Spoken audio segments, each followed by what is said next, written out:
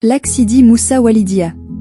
Le lac de Sidi Moussa, à 41 km, et le lac d'Walidia, à 78 km au sud d'El Jadida, sont deux des zones humides les plus importantes du Maroc, mais ils sont menacés par la pollution et l'activité humaine. Les lacs de Sidi Moussa et d'Walidia se distinguent par leur riche biodiversité, ce qui en fait un habitat important pour de nombreux organismes vivants, notamment les oiseaux aquatiques comme le flamant rose, qui s'y arrête lors de sa migration pour se nourrir et se reposer. Le lac est également un site de grande importance environnementale, classé au titre de la Convention de Ramsar, et joue un rôle économique important dans la pêche et l'ostréiculture, en plus de l'influence du climat océanique, qui offre des conditions propices à la vie naturelle. Les lacs de Sidi Moussa et d'Walidia se distinguent par leur riche biodiversité, ce qui en fait un habitat important pour de nombreux organismes vivants. Filaments roses, tourne-pierre à collier, chevalier gambette et spatule blanche, bulbule des jardins. Le lac Walidia astérisque est caractérisé par des paysages naturels et historiques, comme une vue panoramique sur le lac de Walidia, grotte d'Walidia, bécasseaux variables, jet des marais, salicorne, Casbah de Walidia,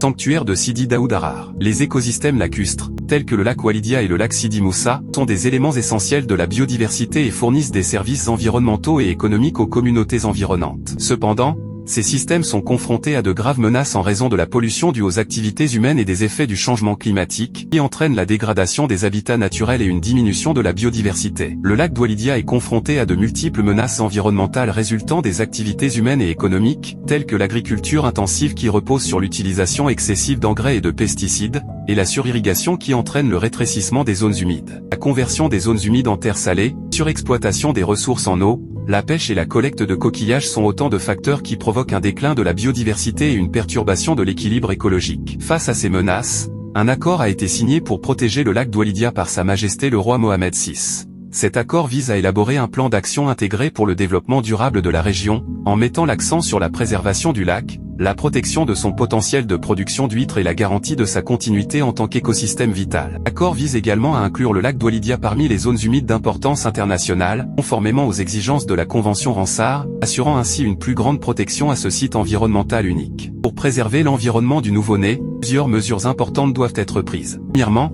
réglementer l'utilisation des pesticides et des engrais pour réduire la pollution de l'eau. Deuxièmement, adopter des techniques d'irrigation modernes pour réduire l'épuisement des ressources en eau. La pêche devrait également être réglementée et la collecte aléatoire de coquillages devrait être interdite afin de maintenir l'équilibre écologique. Il est également important de restaurer la végétation et d'organiser des activités touristiques respectueuses de l'environnement. Enfin, les résidents et les visiteurs doivent être sensibilisés à l'importance de protéger ce site naturel et de mettre en œuvre les dispositions des accords environnementaux tels que l'accord Ramsar. Merci d'avoir regardé.